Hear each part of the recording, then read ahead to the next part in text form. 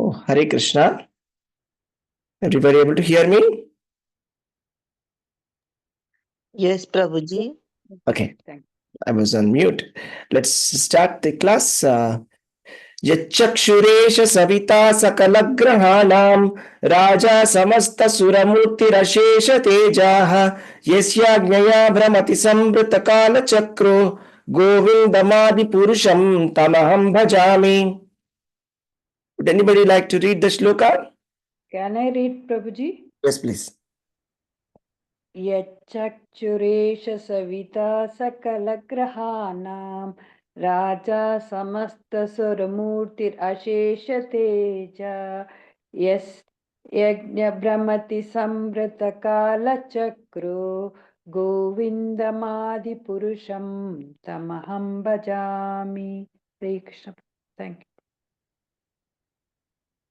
Hare Krishna. Would anybody else like to try? Reading the shloka? Yes, Mataji, go ahead. Hare Krishna. Yaschat Suresha Savita Sakalagrahanama Raja Samasta Suramurti Rashesha Tejaha Yasya Gnaya Brahmati Samprada Kala Chakro Govindamadi Purusham Aham Tamaham Bhajami. Hare Krishna. Hare Krishna, Mataji. Thank you very much. So, the shloka says, the sun, who is the king of all the planets and full of infinite effulgence, the image of good soul, is as the eye of this world. I adore the primeval Lord Govinda, in pursuance of whose order the sun performs his journey mounting the wheel of time. Okay. This shloka has multiple concepts to learn. Let's see one of them. Some of them. See, it says, first of all, Sakala Grahanam Raja. Sakala Grahanam. Grahana means the Navagrahas, the 9 planets, right, that traditionally, which we speak about in the Hindu culture. The king of all these 9 planets is, can anybody guess who is the king of the 9 planets? The sun god. Sun god. That's what it means. It means Rajas, it says Raja. Who is the Raja? Surya. That is Sakala Grahanam cha Raja. The sun who is the king of all the planets. He is full of infinite effulgence. Okay, now let us talk about the sun. The sun is, we're talking about the sun god. Okay, for everything there is a predominating deity, right? Just like we have the United States of America, and they recently had the elections, and then they have the president of the United States of America, right? There is a presiding person who's like the king. Similarly, for the sun, we have a presiding deity who is called as the sun god, right? So we know that Lord Shri Krishna gave the knowledge to the sun god. Aham vivasvate yogam proktavan aham avyayam, right? So sun god is a deity, right? And he is the king of all the planets. Therefore, if we go to any temple, Navagraha temple, we see that sun is in the center, right, of all these Navagrahas, right? And let us quickly try to understand something, that there is an effect of these Navagrahas on the people. The planetary configurations have effect on people. Sometimes benevolent, sometimes malevolent. But one thing that the Shastras very clearly say is, if you do devotional service of Krishna, there are no effects of any grahas on you. Particularly, Shani planet is very much scared. Everybody gets very scared about Shani Dasha. There are stories in the Puranas where Shani was given this curse like that whomever he sees, they will be destroyed. Okay? But he was also given an exception, that not for devotees of Krishna. This was the exception also given by Parvati Devi to Shani. Like that, we have multiple stories. So one thing which we have to understand is, if you are following Krishna consciousness, if you're surrendered to Krishna, then there is no malevolent effect of the astrological planets. There is nothing to be absolutely worried about, because Krishna takes over. Krishna says, to the one who is always thinking about me, I take care of his preservation. Yogakshemam vahamiyaham. Krishna personally takes over. So there is no effect of the Navagrahas, nor there is the superintendence of Yamadharmaraj. So for ordinary people who are not devotees of Krishna, they are under the superintendence of Yamadharmaraj. So he decides what has to happen to them after death. So that's why they read the Garuda Purana and they try to do various karmakanda activities so that their ancestors can save from hell. But for the devotees, it's not the case, because Krishna takes over. It's not karma. So whatever happens to the devotees, good or bad, is personally done by Krishna.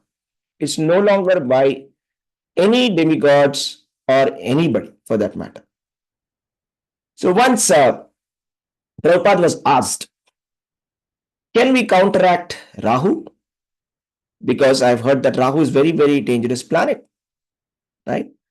And I'm very scared because the astrologer has said a lot of things about that, Rahu Dasha. And Prabhupada said, if Krishna wants, he can kick thousands of Rahus, right? Actually, there are some nice Slokas in the Shastras. Okay, let's talk about these planets, how they are under the control of Krishna, right? So some of the shlokas which are there in the Bhagavad Gita are Gama Vishyacha Bhutani Dharayami Aham Ojasha.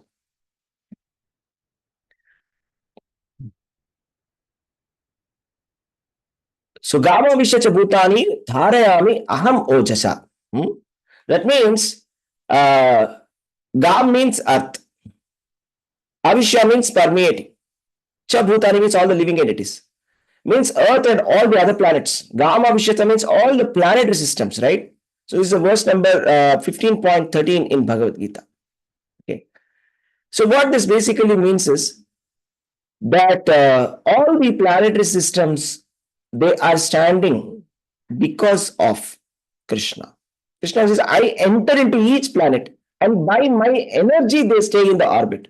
I become the moon and thereby supply the juice of life to all vegetables.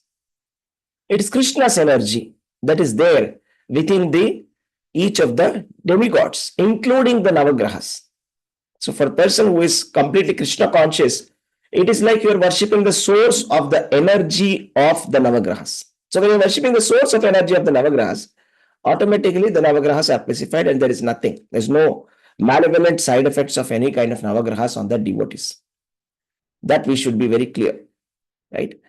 Because the thing is, behind the scenes, whatever astrologically something happens to us, it is only the award of whatever karma we have done in the past. So they are like traffic signals. So traffic signals are just indicating red, green, yellow.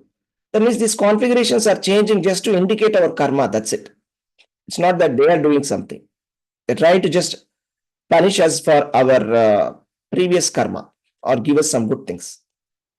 But the Shastras very clearly say, it's given in the Nectar of Devotion also, which is a source is in the Padma Purana, that all kinds of karma get completely cleared by Krishna consciousness. Right? The karma which we have done in the past, prarabdha karma, the karma which we are doing right now, right? Prarabdha is present, sanchita is past, or whatever we are going to do in the future. Every karma is completely eliminated by chanting the Hare Krishna Mahamantra. There is no karma at all. That's why at the time of initiation, it is said that the Guru takes away the karma of the devotee. When the initiation is done, the entire karma for all the lifetimes is taken away by the Guru. And by chanting of the Hare Krishna Mahamantra, there is no karma at all. that a devotee has to have. So everything is under the control of Kala. The Navagrahas are also under the control of Kala. So Navagrahas, so it may be that, you see, these Rahu or Shani, they are all having effect on others. Do they have, who are they affected by? They are also affected. Once Bali Maharaj had become the king, right? And the Rakshasas, that is the Asuras, had taken over the world, right? At that point of time, what happened? They tried to churn the ocean of milk, right? And they churned the ocean of milk, and so many things came, and the demigods, they all took the shelter of Lord Vishnu. And then when the nectar came out, which will make them immortal, of course, immortality doesn't mean, it's not real immortality, it just extends their life. The real immortality is Krishna consciousness, not being born at all. So this nectar was snatched away by the demons, and they were about to drink it.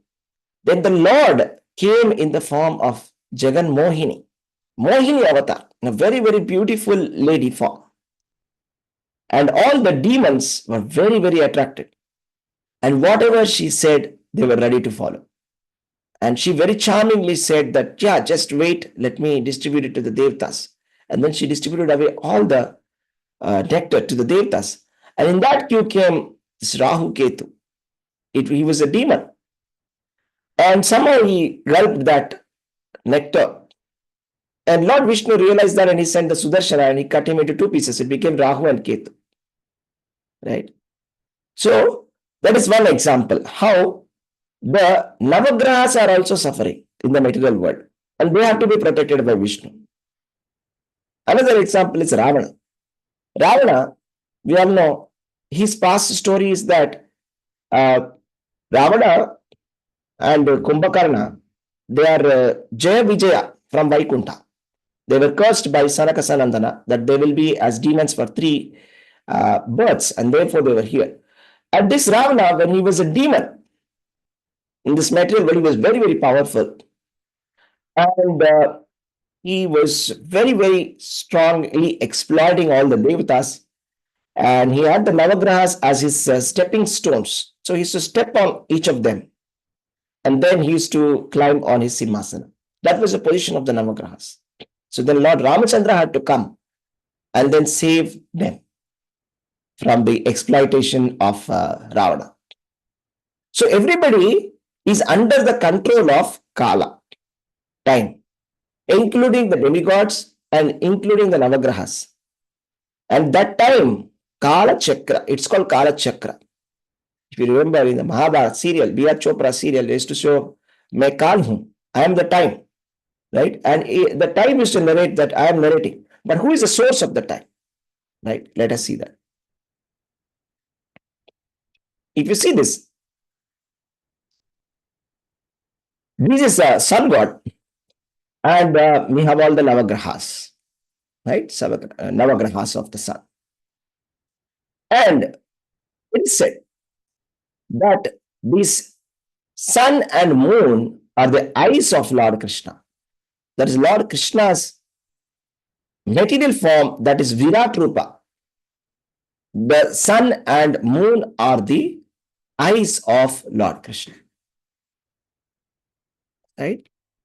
So it is like Chandra Suryoscha Netre. That means in the Vishnu Sahasranam also we read that eyes are of Lord Vishnu are the moon and the sun. So in the morning he is seeing us with the help of the sun. In the night he is seeing us with the help of the moon. So he has got his eyes everywhere. That is what we have to understand. So if you see this, this is how it is. And we're talking about the Kala Chakra now. Right? So the Kala Chakra is the most powerful, which controls even the material worlds. It brings everybody under control. Right? Because when the Kala moves, everybody is destroyed, including all the planets of the demigods, including everybody. There's no demigod or anybody who is more powerful than the Kala except the source of the Kala, that is Krishna. In Bhagavad Gita, Krishna says that Kalosmi loka kshaya pravritto, that I am the eternal time. So Krishna says, I am the time. So time is actually a manifestation of Lord Shri Krishna. Time is the most powerful agent in this material world. And in the spiritual world, there is no time at all. There's no time. There's no effect of time at all. Also in the Srimad Bhagavatam, it is said, those people who waste their time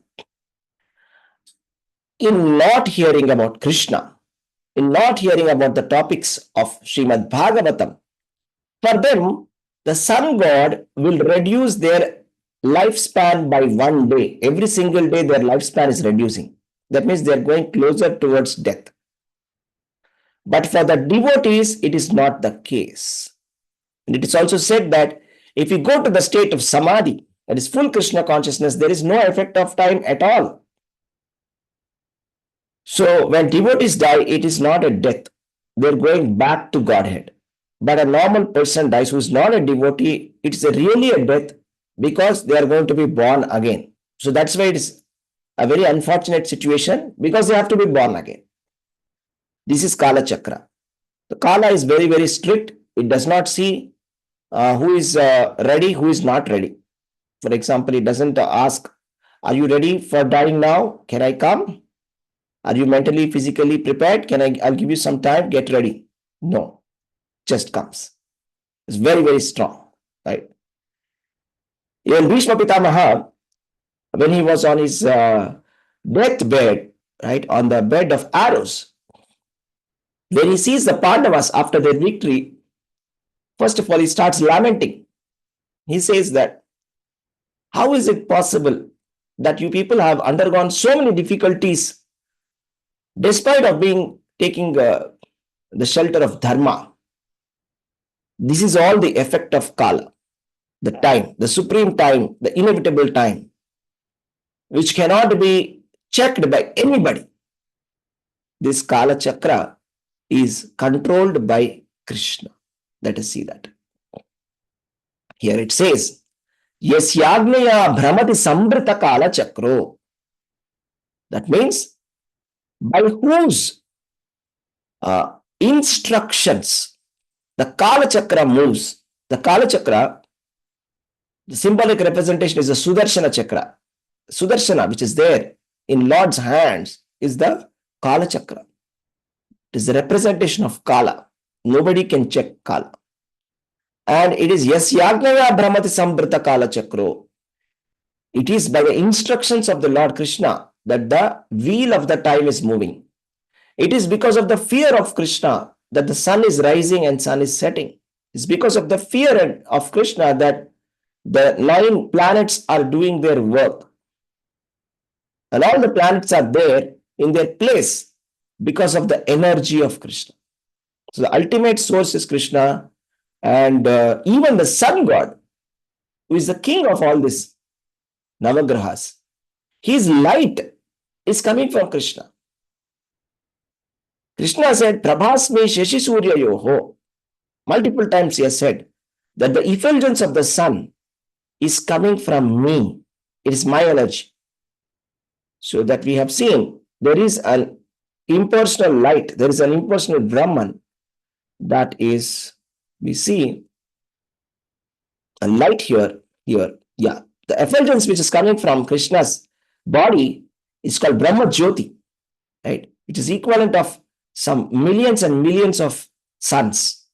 So the sun is deriving its energy from the effulgence of Lord Krishna.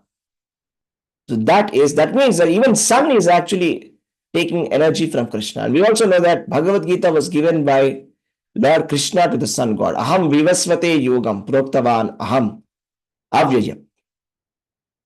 So in this way, we have to understand that Krishna is the supreme personality of Godhead. And sometimes we see that in the Smriti, in the Vedas and in the Puranas, there is a recommendation of Panchadevata, five gods. That is Durga and Ganesha and Shiva and sun god and Vishnu. And a lot of people say, because all these five demigods are mentioned here, five gods are mentioned in the Smritis, so they are all equal. And Brahma-saṁhitā is very clearly clarifying the position of each and every demigod. Like how? Let's summarize. Durga Devi, right? We know when Krishna was about to be born, first Durga Devi is born to Yashoda. And when Kamsa tried to kill that daughter who was Durga, then Lord Krishna gave her instructions to go enter there, right? And he said, he gave benedictions to her, right? That is Durga. And also it is said here, we can see Durga, who is the energy of creation, destruction, and maintenance of the universe, is actually the shadow potency of Krishna. So in that way, we have to understand, right? And Lord Shiva is a transformation. Krishna himself transforming like milk and curd for the purpose of destruction. Krishna transforms into Lord Shiva as a guna avatara, vibhinna amsha. And Lord Vishnu is Swayam, that is Krishna's personal expansion. But the original source is Krishna. That is explained here. And Lord Brahma is not among the five demigods, but he's one of the three demigods, right? Trimurtis, one of the three gods. So here, Lord Brahma, the millions of Lord Brahmas, and Lord Brahma has taken instructions from Krishna. His knowledge has come from Krishna, right? When the Brahma Vimohana Leela also, it was completely bewildered by Krishna's energies. When he showed, when he himself expanded into all the calves and cows. And Lord Ganesha, he is the devotee of Krishna. And the energy for him to destroy the obstructions for doing the karmakanda activities is coming from Krishna. That is what is explained here. And the sun god, these are the Panchabhutas, all the five material elements and mind, intelligence, and false ego, everything is under the control of Krishna. It is all the external energy of Krishna. And the sun god is also the eyes of Krishna, right? Surya Chandra Chanicha. And the time is the under the control of Krishna, under the instructions, under the control of Krishna, everything is more. In this way, we have to understand the position of Krishna. Okay? Hare Krishna, dear devotees. Thank you very much. So please keep coming for these classes. Try to understand the position of Krishna very nicely and try to serve him. So for a person who is surrendered to Krishna, there is nothing to worry. That's why Krishna said, Sarva dharman paritijya mamekam sharanam braja. Right? Sarva dharman paritijya mamekam sharanam braja means completely take my shelter and I will take care of you. That's it. That's like the ultimate instruction of Bhagavad Gita. Okay? Hare Krishna. If you have any questions or comments, please feel free to ask. Hare Krishna. Prabhuji, may I ask you one question? Yes, please. We saw the slide showing multiple Brahmas. Yes. For each universe. Yes. Are there also multiple Shivas and multiple? Now that Brahma will create for that universe, then which Yes, Shiva will that's right. Yes. for that? See, there is one Sadashiva. Okay. And one Mahavishnu. One Mahavishnu, one Sadashiva. Okay. But for every material world, there is Rudra. Right? Expansion. Similarly, Mahavishnu's expansion, Kshirodakashaya Vishnu, is there in Garbhodakashaya Vishnu is there in every material world. Like that. Okay. So who is actually annihilating? Is it Sadashiva or Rudra? I think it's Rudra, not Sadashiva. Rudra. Okay, Prabhuji. Thank you so much. Yes. Thank you very much. Thank you very much. Okay.